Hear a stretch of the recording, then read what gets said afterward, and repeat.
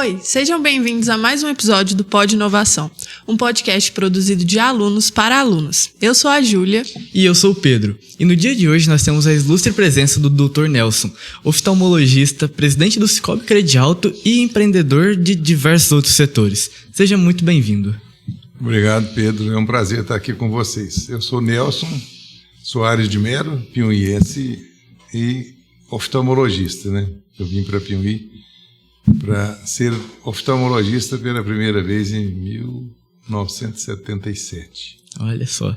E sim, o senhor pode contar um pouco mais da sua trajetória ou, sei lá, primeiro, como você descreveria o Nelson? Bom, eu posso me descrever com toda a tranquilidade como um agente transformador. Eu acho que eu tenho feito tudo para contribuir com o desenvolvimento, principalmente das pessoas, mas também da nossa região, né, como um todo. Foram muitos projetos ao longo desses quase 50 anos que eu estou aqui, sempre procurando o coletivo, nunca pensando em individual, né? A gente sempre procura desenvolver o todo, porque assim fica bom de se viver num lugar onde todos têm oportunidades.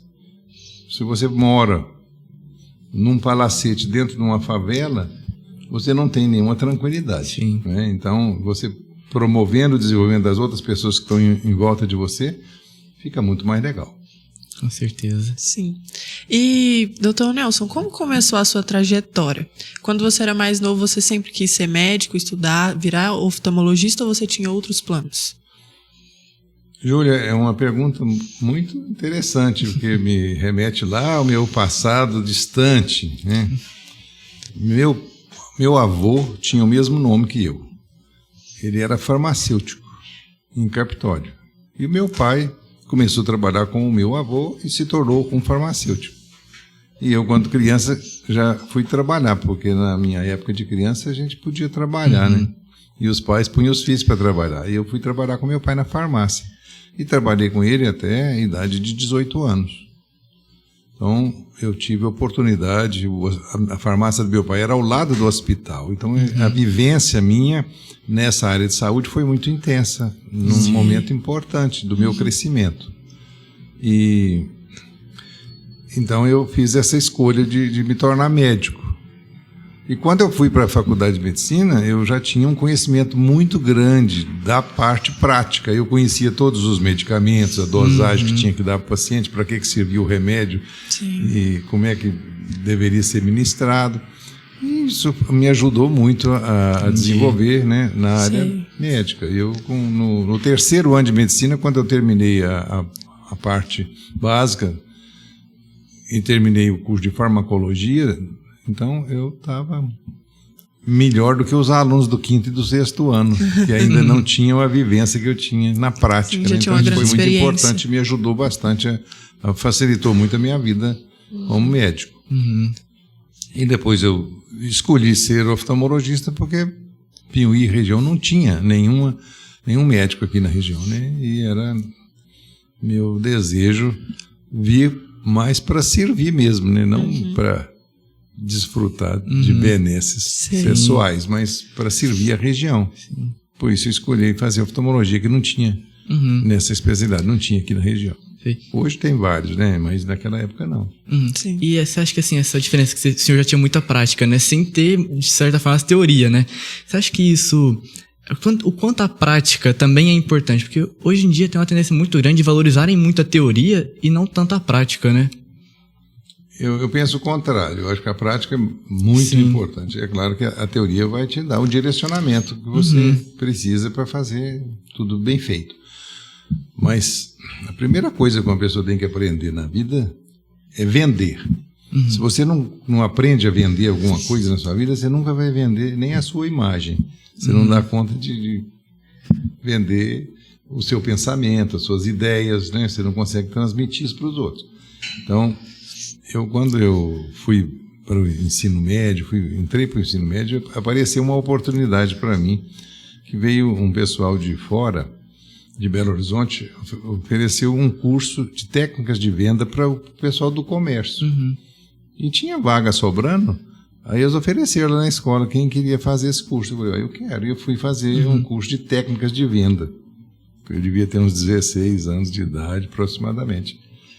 Eu me lembro das aulas até hoje. Para mim foi muito importante. Assim, como acontece coisas que você não está esperando. A oportunidade surge, você aproveita, senão depois às vezes você nunca mais vai encontrá-la. E eu aprendi essa técnica de venda me deu oportunidade de eu vender meus pensamentos, vender minhas ideias, defender ideias, por exemplo, de fundar uma escola em Piauí, uma escola cooperativa. Vocês entendem que depende de você vender essa ideia para as pessoas, elas têm que comprar a sua ideia para elas ir junto com você. Se você não consegue fazer isso, você não tem seguidores. Então é muito importante você ter essa habilidade bem desenvolvida. Né? E faz parte em qualquer profissão, em qualquer coisa que você vai fazer na vida, né? Sim. E, doutor Nelson, com esse curso que você fez, você acha que deu uma visão maior de empreendedorismo, de novas ideias para você fundar a primeira escola particular que teve aqui na cidade de Piauí? Ou você sempre teve uma visão boa de empreendedorismo? Olha, eu acho que o empreendedorismo a gente vai aprendendo com o tempo, né? É claro, a primeira aula assim, importante de empreendedorismo que eu tive na minha vida foi trabalhar, né? Inicialmente como engraxate na Praça Padre Berico, né? Eu tinha a função de ser engraxate ali. Depois fui vender coisas na rua, como laranja, jabuticaba. A gente fazia essas coisas quando era menino, né? Depois eu fui trabalhar com meu pai na farmácia, eu devia ter uns 10 anos, 11 anos por aí. Aí eu aprendi a arte de atender as pessoas, de lidar com o cliente, né? Isso foi abrindo minha mente. Depois eu fui fazer medicina, mas durante o período todo que eu estava estudando, ensino fundamental, ensino médio, uma das coisas que eu sempre procurei foi ter liderança dentro da sala de aula, né? Então a gente exercia um efeito assim, de líder mesmo no grupo que eu estava presente, seja ele qual for. Depois que eu me formei, aí vim para Piauí,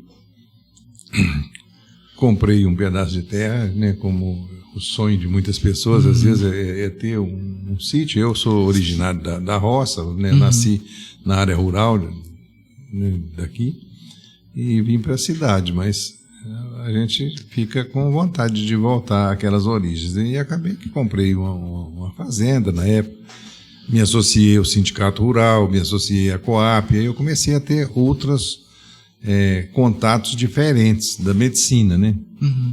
E no sindicato, acabei me tornando tesoureiro do sindicato. Né? Num momento lá, eles me convidaram para fazer parte lá da diretoria e eu fui ser tesoureiro do sindicato. Foi quando surgiu a oportunidade de criar a cooperativa de crédito. Porque tinha fechado um banco importante de Piauí, que era a Minas Caixa, chamava Minas Caixa, havia fechado, e Piauí ficou assim muito desamparado, precisava de uma instituição financeira. E como eu já estava administrando as finanças do sindicato, o pessoal achou que eu tinha habilidade para isso. É claro que não, eu fui ganhar conhecimento, foi no trabalho mesmo, desde os primeiros dias da Credialto, né?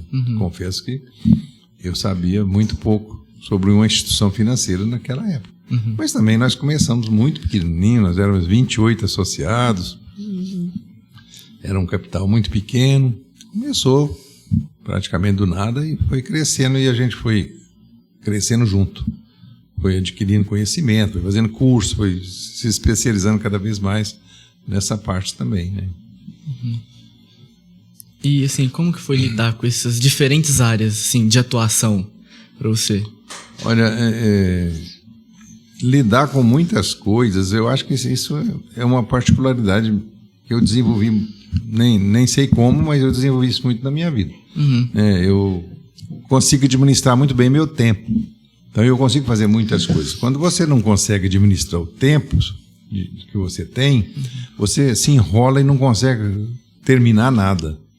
Mas quando você tem organização e determinação, né, de fazer as coisas tudo no tempo certo, você encontra tempo para fazer tudo. Então a pessoa fala assim, eu não tenho tempo. Eu não acredito nisso, eu tenho tempo. Eu faço muita coisa e eu tenho tempo. Eu faço coisas assim, extras, né? Eu sou rotariano, por exemplo. O Rotary tem muitos projetos, a gente desenvolve projetos e isso leva algum tempo, mas eu tenho aquele tempo para dedicar àquela coisa. Eu tenho o meu tempo para dedicar à minha medicina, eu tenho o meu tempo para dedicar à credial. E eu separo isso com muita clareza e faço tudo bem feito dentro daquele tempo que eu tenho. Entendi. E, doutor Nelson, falando que você montou a cooperativa, né? Como que foi esse processo de pegar uma coisa pequena, que no início eram 28 associados, né, que você 28. Falou, e transformar numa coisa tão grande que é hoje em dia?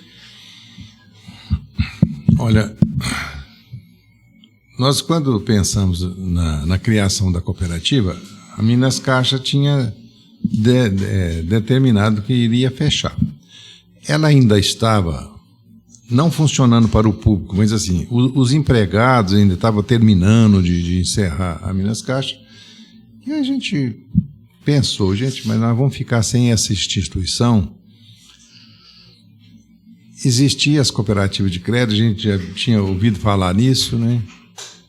E aí fomos buscar informações. Aqui na região já tinha algumas cidades que já tinham criado a sua cooperativa e logo nós vimos que a gente dava conta de fazer aqui também.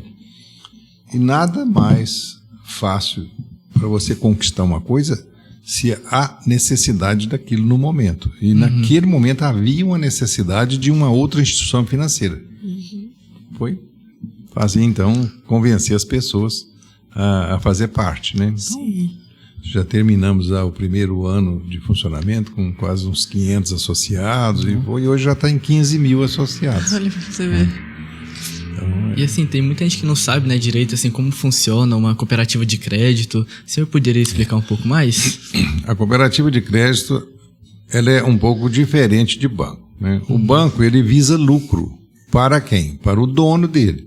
Se ele tem um dono, 2 donos ou 10 donos, ou se ele tem lá os acionistas que são donos paralelos, vamos dizer assim, ele tem que fazer lucro para aquele pessoal.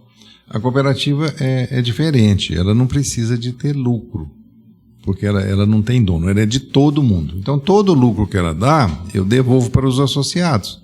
Então a gente, é claro, tem que administrar para dar um certo lucro, não exageradamente, mas todo ano tem que ter umas sobras, né? A gente chama de sobras. E essa sobra é dividida com os associados proporcionalmente ao movimento que cada um teve na cooperativa. Isso é muito bom a gente explicar, porque muita gente não compreende.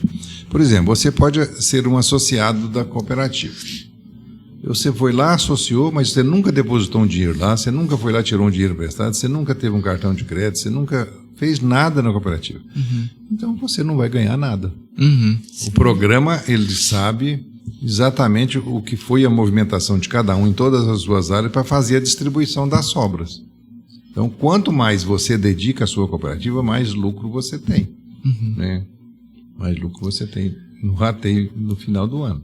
E a cooperativa, ela oferece, a cooperativa de crédito, no caso a nossa é Credialto, ela oferece serviços financeiros iguaizinhos aos bancos. Tudo que os bancos têm, a gente tem também. Qualquer coisa que você imagina assim, o banco tal me oferece um cartão de crédito, me oferece um seguro, ou isso, aquilo, um consórcio, tudo isso tem lá. Com uma grande vantagem, o custo é muito mais barato. Porque a gente não visa lucro, né? A gente não visa lucro. Se der lucro, distribui com vocês mesmos. Ou seja, eu tiro o dinheiro de um bolso e põe no outro, depois no final do devolvo o dinheiro para você. Sim. Então, eu não preciso cobrar uma taxa muito grande. Para que eu vou ter umas sobras enormes para depois te devolver o dinheiro para você? Entendi. Sim. Então, é mais justiça, né? É o que a gente fala. A cooperativa financeira, ela pratica justiça social, né? Ela é justa com os cooperados. Eu pago para a sua aplicação o maior valor que eu posso, dependendo do mercado, e cobro um juros de você o menor também que a gente pode. E você vai fazer um seguro, vai fazer um consórcio, por exemplo, na cooperativa, é muito mais barato do que se você comprar no mercado paralelo, né? Que às vezes tem taxas muito altas. E às vezes as pessoas não percebem. É muito perigoso. Por exemplo, você vai comprar um produto, isso aqui não tem juros não, é em 10 vezes de tanto. Peraí, mas o juros já está embutido ali, né? Sim. Então é melhor você vai lá na cooperativa, pega o dinheiro e vai lá e compra à vista, que você tem um desconto grande, compensa muito mais. Sim. E falando um pouco sobre o prédio da Crede Alto, lá eles têm o reutilizamento de água da chuva, um pouco gasto de energia elétrica. Como que funciona isso lá? Um dos princípios cooperativos é exatamente a preservação do meio ambiente, né? A gente precisa sempre ter foco na sustentabilidade. E aquele prédio já foi construído realmente pensando em ser sustentável. Então a gente tem uma energia fotovoltaica, a gente tem captação da água de chuva que cai no prédio, a água que cai em torno do prédio, mas que não cai em cima do prédio, não tem jeito de captar ela, mas ela vai para uma cisterna que tem no subsolo e depois ela entra para o lençol freático novamente. Então ela não corre para a rua. Sim. O estacionamento que a gente tem lá, a gente fez ele de bloquete, porque o bloquete absorve a água em 6 lados dele. Ele é assentado em cima de uma areia, então ele é altamente absorvente. À medida que chove, eu já estive lá dentro para me verificar, em algum momento que está chovendo, não tem enxurrada correndo de dentro do estacionamento para a rua. Sim. Então o prédio da Crede Alto ocupa uma área grande ali naquele ponto que ele está, e ele não fornece nenhuma água de chuva para correr na rua, para estragar a rua, para dar enchente lá embaixo. Se todas as casas tivessem essa preocupação, a gente não tinha enxurrada na rua, não tinha estrago lá embaixo na ponte, a prefeitura teria menos gastos. Mas isso precisa de ter uma consciência muito grande das pessoas, para cada um consumir a sua própria água e não deixar ela sobrar para ir para a rua. E isso é muito fácil de fazer. Sim. E assim também, o Cicobi Crede Alto tem muito impacto na sociedade, assim, muitos programas sociais e tal. Você pode falar um pouquinho mais sobre eles? Um dos outros princípios que a gente tem é educação, formação e informação. A gente procura capacitar os empregados, os associados, filhos de associados, e também a gente contribui para principalmente essa parte de empreendedorismo com os alunos das escolas da cidade. A gente tem um curso lá dentro da cooperativa que tem aula de 15 em 15 dias para alunos, né, do 9º ano. Agora a gente definiu esse ano agora de 2025 que seria para alunos do 9º ano. E ali eles têm a oportunidade de aprender a parte de administração de uma empresa, como é que você monta uma empresa, como é que você administra os custos, como é que você precifica o produto que você faz. Você aprende, por exemplo, a parte de empreendedorismo, porque existem diversos exercícios, por exemplo, para você criar um negócio próprio, montar uma empresa, né? E também a parte financeira, como é que você administra as finanças, né? Uma empresa ela não pode ser administrada assim aleatoriamente. O sujeito monta uma empresa, ele tem lá mais um sócio, ele tem às vezes lá um filho ou um parente que trabalha na empresa, e ali todo mundo que precisa de dinheiro tira lá no caixa. Isso aí não vai dar certo, né? Tem que ter um prolabore fixo. Você pode tirar tanto que vai sobrar, a gente vai reinvestir para melhorar a empresa, para investir. Tudo isso é ensinado nesse curso, né? Então é uma contribuição na formação das pessoas mesmo, para tornar elas mais capazes de exercer sua profissão, que ela escolher no futuro, né? Então, é uma área educacional que oferece oportunidade de aprendizado, de falar em público, tem aulas de teatro. Então, tem muitas outras coisas que hoje não tem mais nas escolas. Eu, quando estudei em Piauí, gente, olha, era muito diferente. Quando eu fiz o ginásio em Piauí, tinha aula de latim, de francês, de inglês e português. Eram essas 4 línguas que a gente estudava. Sim. Hoje, nem português direito não está tendo. Então, parece que a gente piorou na qualidade do ensino. Não, a gente precisa voltar. Eu tinha aula de música, tinha aula de educação física, tinha aula chamava, era política, como se fosse... Eu não me lembro agora o nome, mas era uma matéria que falava sobre a parte política do país, a presidência, a Câmara. A gente tinha aula disso tudo, né? Além da história, ciências, matemática. Sim. Então parece que a gente tinha uma cultura maior, a gente conseguia aprender mais coisas. Sim. Depois foi retirando isso. O governo vai economizar agora, tira a educação física. Chamava moral e cívica, agora lembrei. Tinha uma matéria que chamava educação moral e cívica, né? Não tem mais latim, não tem francês. Agora é inglês ou espanhol, você escolhe um dos dois, né? Normalmente é só inglês. Normalmente é só inglês. Instituto Federal, escola pública é só inglês. Então, é pouco, né? Sim. Eu acho que a gente... Até para entender o português, muitas palavras são de origem latina, né? Então, se você tem um princípio ali de latim, você consegue entender melhor até a sua própria língua, né? Mas esse é um outro princípio, que é voltado para a área de educação mesmo. Mas isso, todas as cooperativas deveriam praticar isso. É claro que nem todas fazem tão bem feito quanto a Credialto faz. Sim. Você não vê outras cooperativas de Piauí investindo com essa intensidade nesse tipo de formação de jovens, de associados, de empregados. Não vê. Mas nós fazemos questão de fazer as coisas certas. Nós queremos ser uma cooperativa de verdade. Sim. E é um diferencial muito grande, né, da Credialto, esses cursos que oferece tanto de teatro, endomarketing e outros que tem também. E qual você acha que é o impacto que esses cursos causam assim, na nossa comunidade? Olha, eu não acho, não, tenho certeza. É muito grande, porque todas as pessoas que passam por lá, eles são vencedores, assim, disparados nos vestibulares, na conquista das profissões deles, nos negócios que eles montam, né? Sim. Então nós já tivemos a oportunidade de ter muitas turmas, mais de 1.000 alunos já passou por lá.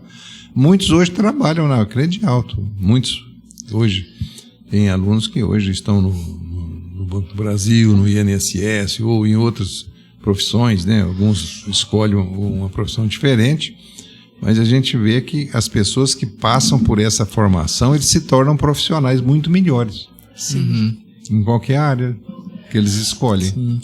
E assim, você também falou dos princípios, né, da cooperativa. Você também falou da preservação do meio ambiente, da educação. E tem mais outros? O primeiro princípio cooperativo é o princípio da livre adesão. Ou seja, qualquer pessoa pode participar, desde que ele seja uma pessoa idônea. Ele pode ser sócio. Não há nenhum impedimento por nenhum problema. Raça, religião, nenhuma dificuldade para a pessoa fazer parte e ser associado, né? E o segundo princípio é gestão democrática. Você é democrático porque todos os associados participam das assembleias e têm direito a opinar, têm direito a votar e têm direito a contribuir para o desenvolvimento e aperfeiçoamento da cooperativa. Então a gente está sempre aberto através desses canais de comunicação hoje, que tornou muito fácil a receber, né, sugestões, né, de associados. Isso é frequente, né? Sim. E, doutor Nelson, falando um pouco mais assim, qual que é a sua visão para você? O que seria o empreendedorismo? Porque muita gente tem várias visões diferentes do que seria. Para você, o que é o empreendedorismo? O empreendedorismo, eu diria que é um desenvolvimento de habilidades que você tem dentro de você, mas elas estão ali adormecidas. Então, se você chega num curso que te ensina as 10 regras básicas do empreendedorismo, por exemplo, você começa a prestar mais atenção naquilo. Né? Vamos supor assim, olha, eu preciso ser um pouco mais ousado, eu preciso de correr um certo risco, porque se eu não correr risco nenhum, é a mesma coisa de dizer assim, grotescamente, você quer ganhar na loteria, mas não compra o bilhete. Entendi. Não tem jeito. Então, você precisa de correr um certo risco. Não, eu vou montar um negócio aqui, esse negócio pode não dar certo, sim, mas vai depender também como é que você vai administrar ele. Aí você tem que ter uma gestão financeira, você tem que saber fazer gestão financeira, você tem que pagar os impostos certinho, fazer as contabilidades certinho. Então, isso tudo faz parte. Quando você compreende tudo isso, você tem mais segurança para você tomar decisão, para você escolher Sim. um determinado negócio e tocar aquilo para que tenha sucesso. Quantas pessoas que, não sabendo de nada disso, abrem um negócio e o negócio fecha logo, quebra, não dá conta de administrar. Sim. Por isso que é fundamental você conhecer as regras básicas e procurar agir dentro delas, que as coisas ficam mais fáceis e garante mais seu sucesso. Né? Sim. E assim, quais são os grandes diferenciais do Cicobi Credialto na sua visão? O principal deles, eu acho que é o desenvolvimento regional. Né? Nós pensamos, por exemplo, tem um dos princípios que está lá nos nossos 7 princípios, é a intercooperação. É uma cooperativa colaborando com outra, né? Então, depois que surgiu a Credialto, nós conseguimos ajudar a Coap a fundar uma fábrica, a criar uma fábrica de ração, fábrica de sal mineral e aqueles silos de armazenamento de milho, de grãos que tem lá hoje. Antes a cooperativa não tinha aquilo. E as pessoas não tinham estímulo para produzir, porque não tinha onde guardar a produção. Depois que veio aquilo, aumentou muito a produção. Olha como é que a gente, ajudando uma cooperativa, nós desenvolvemos o município como um todo. Né? Depois foi a cooperativa de leite. Nós não tínhamos a cooperativa de leite, mas com a cooperativa de crédito funcionando, nós tivemos recurso financeiro para ajudar a criar a cooperativa de leite. Uma bacia leiteira de 50 mil litros de leite naquela época, hoje é provável que deve ter quase 500 mil litros de leite já produzindo aqui na região. Isso se transforma em queijo, tem muitas empresas que compram leite para industrialização aqui em Piauí. E olha, então, a quantidade de emprego que isso gera, a quantidade de dinheiro que isso traz, e na mão de muitas pessoas. Né? O mais importante de tudo é você desenvolver todo mundo, porque todo mundo ganha. Então, na área de leite, por exemplo, você tem lá o fazendeiro, você tem o tirador de leite, você tem o que compra o leite, que faz queijo, tem o vendedor de queijo que vai para fora e leva o queijo para vender, que traz o dinheiro, que gasta no comércio.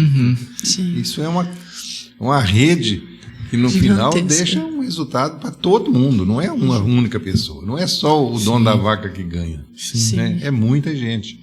E a cooperativa, então, ela conseguiu a transformar isso aqui através de educação mesmo. Foram cursos, né? Foram projetos, né? Tinha um projeto que chamava Capacitação Rural, que deu uma noção de administração de uma fazenda muito bem elaborado pelo Sebrae.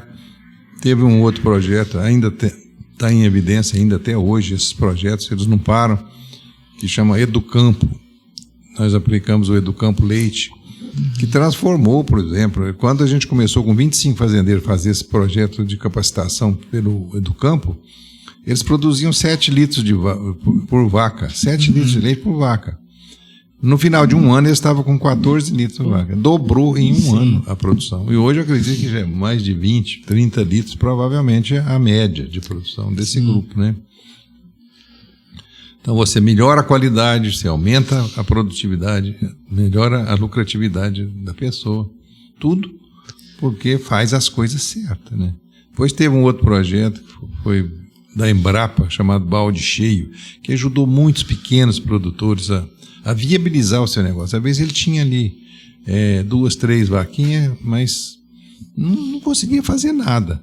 Mas a partir do momento que ele tira 50 litros de leite e faz desse leite virar doce de leite, ele acrescenta muito valor nele e aí ele começa a ter lucro. Demais. Né?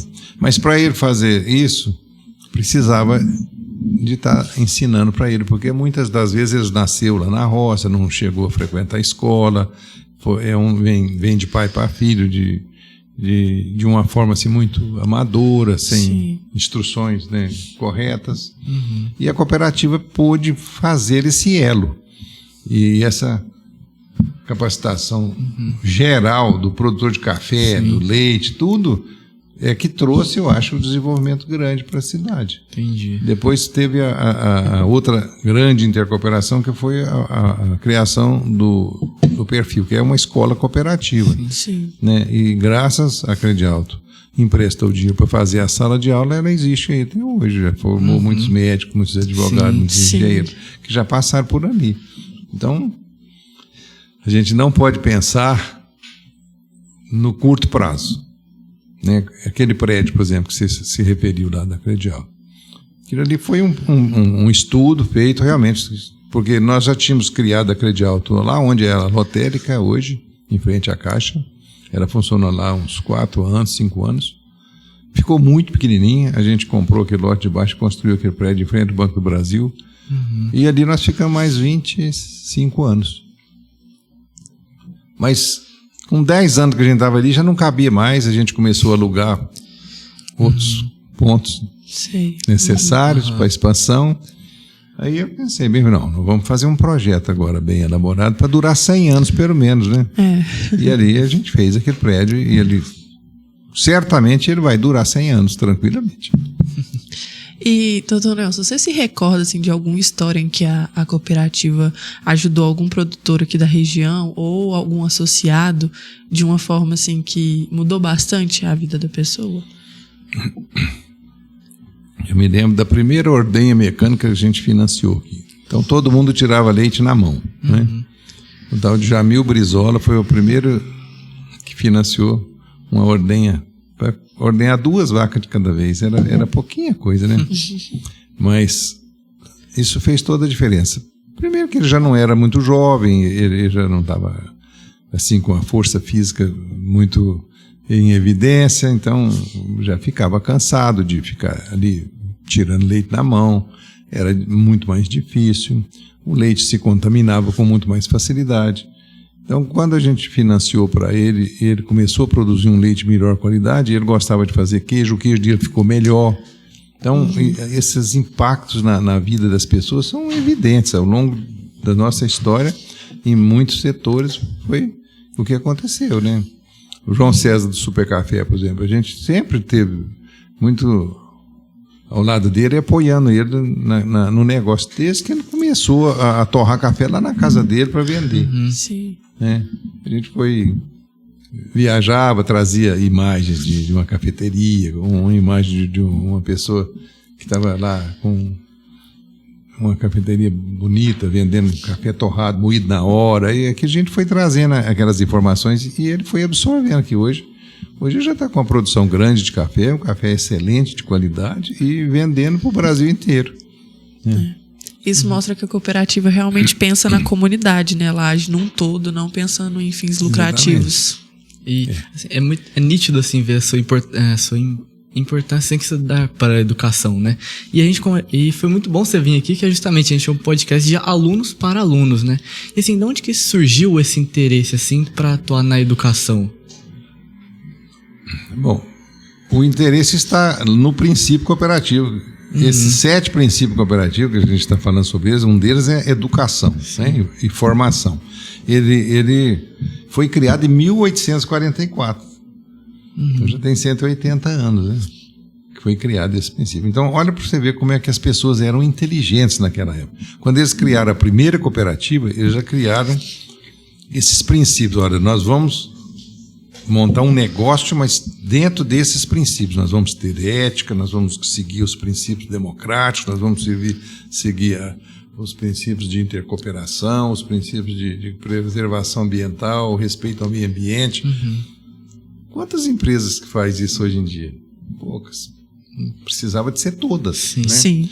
Então, o negócio cooperativo começou de um jeito certo e ele nunca saiu dessa direção. Ele continua na direção correta, seguindo os seus princípios até hoje. Entendi.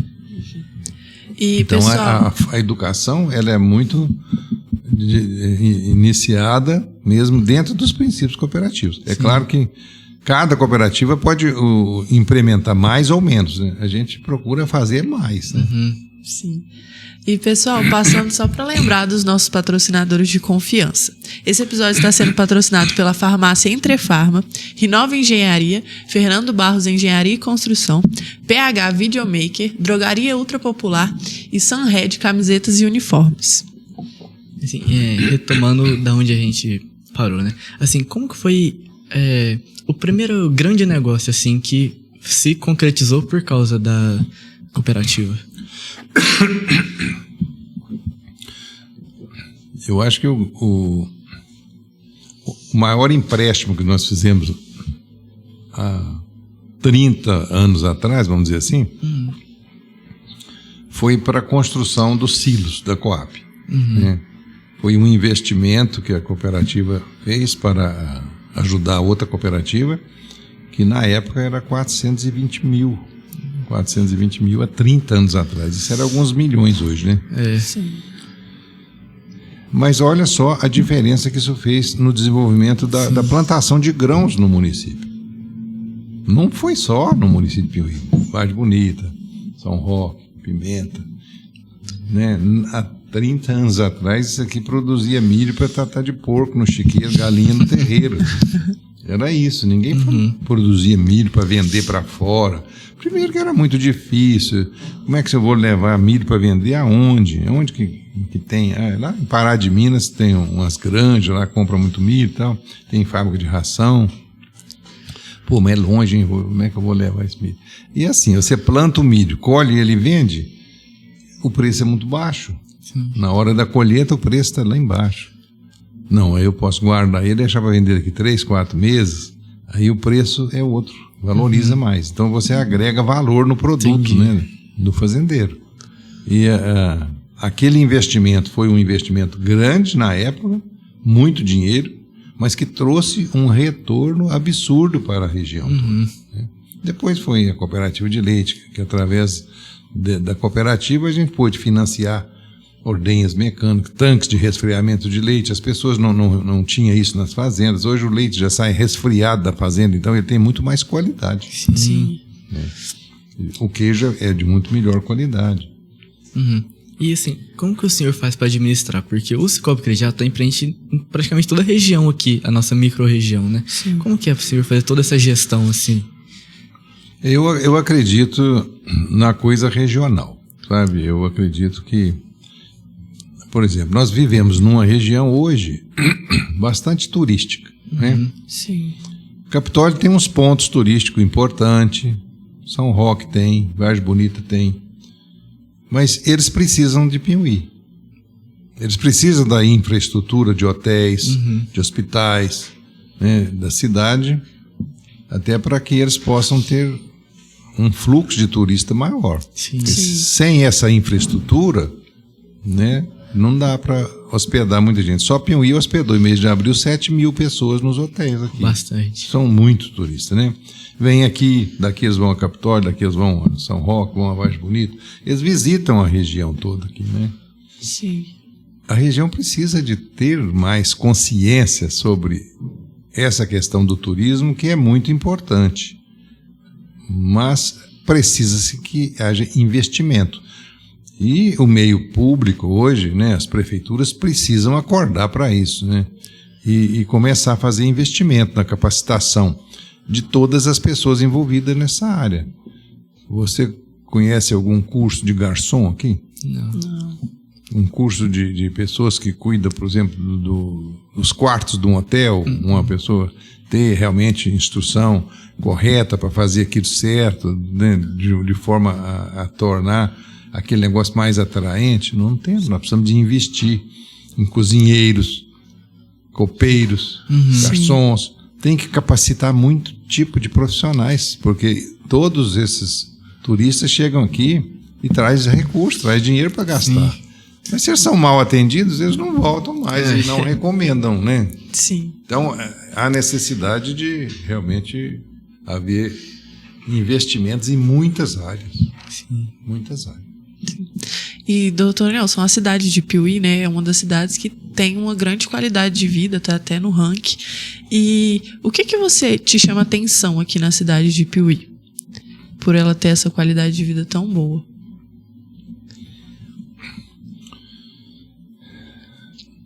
É uma pergunta bem difícil de responder, viu? Eu acho que Piuí é uma cidade que teve a sorte de ser construída num lugar bastante plano, não é muito acidentada, então permitiu, né, um crescimento da cidade com ruas retas, largas, né, e infelizmente teve alguns prefeitos que permitiu assim uns loteamentos com lote muito pequenininho. Isso deve ser proibido, a gente, né, Os vereadores precisam ter muito cuidado ao aprovar um novo loteamento para não provocar um favelamento da cidade, né? Sim. Isso é muito importante. Então, quando você faz um loteamento, por exemplo, um lote de 360 metros quadrados, você oferece à pessoa a oportunidade de fazer uma casa, ampliar ela no futuro, e ainda ter um quintal com uma fruta, com alguma coisa, né? Sim. Aí, aquele pensamento equivocado de alguns prefeitos que teve aqui. Não, mas pobre não dá conta de fazer uma casa grande, pai. Ele não dá hoje, mas será que ele vai ficar pobre a vida inteira? Você não está dando nem a oportunidade de melhorar de vida? Aí faz um lotinho pequenininho, ele faz uma casinha, depois não tem jeito de crescer, porque o outro fez uma casinha do lado de lá, não tem jeito de aumentar, aí ele tem que fazer o quê? Ir embora. Tem que ir para outro lugar. Sim. Então não é assim que funciona. Primeiro você cria uma infraestrutura, uma lei orgânica adequada, né, fazendo com que a cidade cresça de forma ordenada, trazendo conforto no trânsito, porque senão daqui a pouco ninguém anda mais de carro dentro da cidade. Pensa numa cidade igual Formiga, por exemplo, que tem as ruas muito estreitas, que situação difícil do tráfego ali naquela cidade. É muito complexa. Sim. Piauí não tem esse tipo de problema, tem vias de acesso fácil, né, para os bairros. Para todo lado você sai e volta para o centro da cidade com facilidade. Sim. Então eu acho que isso tudo importa. E também a parte, né, nós somos um povo que vivemos na região. Eu nasci no município de Capitólio, na mesma casa que nasceu o meu irmão. Ele nasceu no município de Piauí. Como assim? Ele nasceu na mesma casa e você nasceu em Capitólio? Um quarto era no Capitólio, um quarto era no Piauí? Não era bem assim. Ele nasceu em 1948, Capitólio pertencia a Piauí nessa data. Eu nasci em 1950 e Piauí Capitólio tinha sido emancipado, então já tinha se tornado uma cidade. Então no documento dele está lá, ele nasceu em Capitólio. Não, ele nasceu em Piauí e eu nasci em Capitólio. Interessante isso, né? Mas nós somos pessoas da região que vêm de Capitólio para cá, de São Roque para cá, e mistura tudo aqui, né? Agora, existe um fato muito importante, desconhecido da maioria das pessoas, que eu acho que tem a ver com o que nós somos hoje. Uma pessoa de Capitólio, muito empreendedor, chamado João Lourenço Belo, ele teve uma ideia e ele percebeu que para desenvolver, naquela época, em vez de hospitais, precisava, sabe de quê? Era de uma igreja. Os lugares só se desenvolvia se tivesse uma boa igreja. Se não tivesse igreja, não ia para frente. Mas não tinha padre disponível para essa região aqui. Então, o que esse camarada fez? Ele foi lá em Luz e conversou com o bispo para ver se o bispo arranjava um padre. Aí o bispo falou, não tem condição, não tem padre, fica caro para formar um padre. Mas quanto que fica para formar um padre? Vamos supor, fica por 100 mil reais para formar um padre. Aí ele falou, mas se eu conseguir o dinheiro para você arruma o padre para mim? Ou seja, é como se tivesse comprado um padre para a nossa região. E o bispo cumpriu a promessa dele. Ele fez uma coleta com os fazendeiros na época, cada um doou um boi, uma vaca, e fizeram um leilão e conseguiram o dinheiro. Olha. E trouxeram esse padre. Só que teve uma grande diferença. Esse padre, ele era solteiro, naturalmente, né? E ele tinha uma irmã que morava com ele. E essa irmã era professora. Então ele veio para cá e trouxe uma professora junto. Naquela época não existia nenhuma escola das que vocês conhecem aqui. Isso é coisa de mais de 100 anos atrás. Não tinha escola nenhuma. As pessoas aprendiam só o que tinha jeito de aprender em casa. E essa irmã do padre começou a dar aula particular para as crianças e tal, e foi realmente instruindo as pessoas. Talvez outras cidades não teve uma sorte igual a gente teve aqui. De ter um embrião de uma escola lá mais de 100 anos atrás. E assim, você também falou sobre os vereadores aqui, tipo, e o senhor que já foi um também, né? Conta mais um pouco como foi sua experiência e tal, e alguns projetos. Os vereadores, eles são importantes porque eles têm como função fiscalização dos atos, né, do prefeito, né? Ver como é que está os gastos da prefeitura, com o que está gastando, aprovar os projetos. Por exemplo, o prefeito quer fazer um determinado projeto, precisa de aprovação lá da Câmara. Isso eu acho que é importante, eu acho que isso é muito democrático, quando várias pessoas participam da construção daquela ideia, né? E a Câmara, ela precisa de estar muito atenta a essa questão da lei orgânica dos municípios, da lei de postura, né? Como é o código de postura do município, para não ficar permitindo, por exemplo, fazer um loteamento com lotes muito pequenos, ruas muito estreitas, porque senão isso no futuro vai ser uma favelinha aqui, uma favelinha ali. Sim. Né? E a gente precisa permitir às pessoas de ter a oportunidade de aumentar a sua casa para frente. Véio. Sim, com certeza. Eu quero que todo mundo cresça, eu quero que todo mundo desenvolva, todo mundo fique rico, se possível for, mas não pensar, ele é pobre e vai ficar pobre a vida inteira. Não, isso não pode ser um pensamento, né, do empreendedor, não, né? Sim. E, doutor Nelson, qual que você acha que é a importância do IFMG aqui em Piuí? Você conheceu o Tata Tomé, né, que criou aqui, e você sabe da história da criação desse prédio, quem estava envolvido, como aconteceu? Quando o Tata Tomé foi criar a escola, né, ele tinha um sonho de trazer para Piuí um curso superior, que faltava isso aqui na cidade, né? Foi feita uma pesquisa na cidade sobre qual curso. Ele estava disposto a trazer qualquer um. Mas o que teve mais adesão, mais interesse, foi direito. Então vamos começar com direito. E ele não tinha onde funcionar. E eu era o presidente do perfil na época. Aí eu falei, não tem problema nenhum trazer para funcionar aqui, porque a faculdade vai funcionar só à noite mesmo. A gente tem aula que é só de dia. Sim. Então é até bom que vai ajudar a dividir os custos aqui, né? Ele vai nos ajudar. E de fato ele foi muito bom para o perfil. Ele ajudou muito o perfil também. E depois de alguns anos funcionando lá, formando algumas turmas no direito, ele resolve a construir já a escola. Deu certo, vai prosperar, então vamos fazer.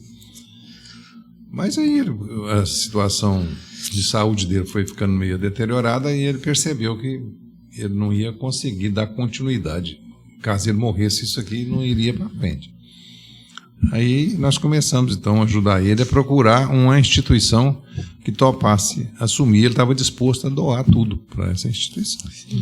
Inicialmente a gente viu com uma faculdade Mackenzie de São Paulo. Eu não sei se vocês achou muito longe para administrar uma coisa dessa distância. Eles ficaram assim meio devagar para tomar decisão. Aí nós procuramos a Universidade de São João del Rei para eles abrirem um ponto, né, de avançado aqui. Um campus avançado da Universidade de São João del Rei seria espetacular. Mas aí entrou uma questão política também na época lá. O reitor estava muito interessado, começou a ter crítica, que eles estavam prejudicando a cidade, e aí ele até desistiu. E aí surgiu essa ideia, já que não dá para, então, trazer uma faculdade, pelo menos o Instituto Federal, com cursos técnicos, às vezes manter, o Instituto Federal já tinha curso superior na época. Às vezes mantém o curso de Direito e cria outros cursos técnicos, e foi a oportunidade. Ele não queria deixar isso aqui morrer. Sim. E eu acho que tudo caminhou como Deus quis mesmo, né? Eu acho que a vinda do Instituto Federal foi muito oportuna, veio numa área importante, né, da construção civil, e agora com possibilidade de expandir para outras áreas, né? Sim. Está agora chegando aí cursos na área de saúde, né?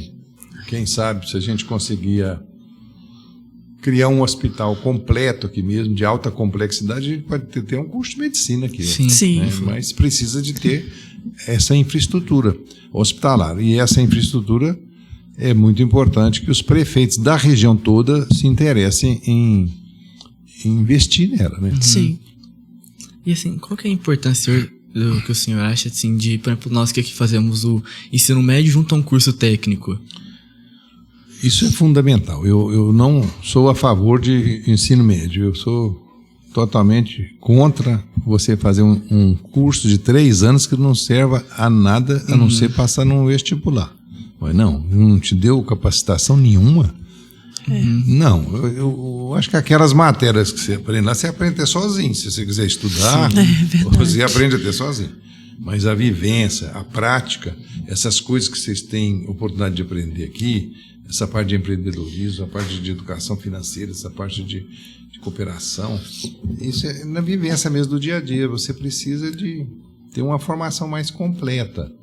Então, um curso de ensino médio agregado a um técnico qualquer que seja de contabilidade, que seja de administração, que seja de edificações aqui, infraestrutura, edificações, qualquer coisa que você agrega, você dá a pessoas um leque maior de oportunidade de pensar no que ele vai fazer. Sim. Né? Olha, é muito comum, por exemplo, as pessoas vai lá, faz um ensino médio, faz um vestibular. Eu vou fazer vestibular para isso, assim, assim. E faz, cursa, forma. Não é isso que eu quero, não gostei disso, não. Vou ter que fazer outro curso. Agora, se você tem uma educação mais completa, igual vocês estão tendo aqui, você tem muito mais condições de escolher uma coisa correta. Sim. Do que o ensino médio não ensina nada. Ele ensina só você fazer uma prova de múltipla escolha para passar no vestibular. É muito pouco. Sim. Então, eu acho que vocês têm uma sorte enorme de ter mais oportunidades do que isso. Aprender outras coisas. Sim. Você imagina que um dia você vai casar, um dia você vai ter uma casa. Você não acha que a sua casa vai ter um problema na torneira lá que você vai ter que arrumar? Ou você vai ter que chamar o bombeiro? Ou toda hora que tiver que trocar uma lâmpada, você vai chamar um eletricista? Não, isso faz parte da vida. A gente tem que aprender as coisas. Sim. Né? Isso é bom para a prática de vida de todo mundo. Até mesmo para a gente ser mais independente. Independente. O brasileiro ele é muito acomodado. Né? Nos Estados Unidos, por exemplo, as pessoas cortam a própria grama do jardim, elas dão manutenção, elas pintam a casa delas. Por quê? Aprendeu, né? Agora, você me fez uma pergunta no início. A minha bagagem, vamos dizer assim, de conhecimento, ela chegou no ponto que está hoje, porque foi muito aprendizado ao longo da vida, né? Em 1996, eu fiz um intercâmbio pelo roteiro para a Austrália. Fiquei 51 dias lá. Visitei 14 cidades. Em todas as cidades a gente visitava a Câmara Municipal, a Prefeitura e as escolas e às vezes hospitais também. Foi um negócio muito bacana, porque lá eu vi que as escolas não são como aqui no Brasil. Desde o ensino fundamental até o ensino médio, que a gente sai para ir para a faculdade, as pessoas aprendem a cozinhar, aprendem a cuidar de uma horta, aprendem a plantar alguma coisa. Isso faz parte da vida. Então você aprende muita coisa prática que vai facilitar a sua vida em todos os sentidos. Agora aqui os pais põem o aluno na escola, na aula de balé, na aula de natação, na aula particular de inglês, não sei o quê, e que hora que vai aprender alguma coisa prática para ele sobreviver? Aí você solta ele no meio da mata, ele morre de fome. É o que você falou, né? Da teoria e da prática, né? Que hoje em dia é super valorizada a teoria, né? Eu sou muito a favor realmente do ensino médio junto com um curso técnico, seja qualquer um, qualquer que seja esse. Vai te dar muito mais condições de ter sucesso na vida. Sim. Amadurece seus pensamentos, né? E você tem muita mais prática. Aprende a viver, dizendo assim. E, por exemplo, aqui no IF a gente tem muita independência aqui, por exemplo. Por exemplo, eu estudava no João Menezes lá. Então, se eu não fizesse alguma atividade, assim, o professor vinha, ficava cobrando, falando aqui, não, se eu não fizer, eu tenho que aguentar as consequências. Sim. Então, você entende claramente que tudo depende de você. Sim. Que ninguém vai fazer por você. Você pode conquistar o pódio que você quiser, mas depende do seu esforço, da sua dedicação. Eles costumam dizer o seguinte: o sucesso é para aqueles que trabalhou enquanto os outros dormiam. Sim. Enquanto uns estão dormindo, os outros estão trabalhando. Porque se você fica dormindo de dia, você vai perder espaço para o seu concorrente. Com certeza. E doutor Nelson, com essa bagagem gigantesca que você tem, tanto conhecimento e tanta experiência, qual conselho você daria para os jovens? Olha, a primeira coisa é escolher a escola que vocês escolheram, uma escola de nível de ensino médio com um curso técnico, né? Isso é uma escolha fundamental. E depois é saber escolher realmente a profissão que vocês vão seguir na vida para não perder tempo, porque a vida é muito curta, todo mundo acha que não. Mas se você perde 5 anos fazendo um curso de direito para depois não querer, e eu tenho exemplo na minha família. Minha filha fez direito, exerceu 4 anos e desanimou. Falou, não tem jeito, porque o juiz não julga nada, fica tudo acumulado. Eu não tenho jeito de entregar o processo para o meu cliente para me receber. Eu não recebo, o cliente fica insatisfeito. Aí ela desanimou, falou, não tem jeito. Aí ela foi fazer medicina. Então, agora ela está formando agora no meio do ano, em medicina. Sim. Então, você vê, ela fez 5 anos de direito, 4 anos de exercício de direito, 9. Vai fazer mais 6 de medicina. É muito tempo. 15 anos. Agora vai fazer mais 2 anos ou 3 de especialização. Sim. 18 anos. Mas peraí, passou metade da vida É muito tempo. estudando para começar. Aí depois que forma é que vai começar a viver. Começar a ganhar dinheiro, construir uma casa, comprar um troço. Não, pode abreviar isso mais, fazendo escolhas certas, né? Sim. Então, gente, esse foi o episódio. Foi um episódio de muito conhecimento e a gente espera que vocês tenham gostado. Foi um prazer te receber aqui, Dr. Nelson, para você compartilhar essa bagagem inteira que você tem. E é sempre, se você quiser onde retornar, a gente sempre está de braços abertos, porque foi um prazer e receber uma presença tão ilustre. Muito, Pedro, eu agradeço também você, né? Devo o meu abraço para toda a turma lá e o incentivo, né, de que vocês estão no caminho certo. É assim mesmo que a gente vence na vida. E temos que vencer rápido para poder ter mais tempo para aproveitar ela. Sim. Porque ela acaba rapidinho. É isso, pessoal. Até o próximo episódio.